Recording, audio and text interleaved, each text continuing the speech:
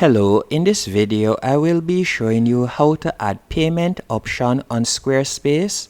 So for example, I'll be showing you how to add Stripe or PayPal.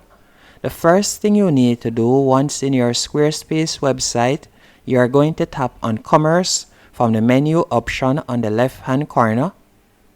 After selecting Commerce, you can see right here where you see Payments. You are going to simply tap on that.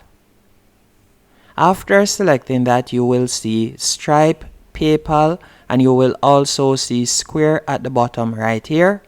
So you can select which one you would like to connect, or if you would like to connect all three. So let's say I want to connect PayPal to my Squarespace website. I'll simply tap on Connect.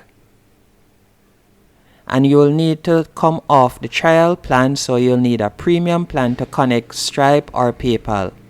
But once you have set up once you have come off the trial plan, you'll be able to connect any one of these platforms to your Squarespace website. Hope you found this video helpful and informative.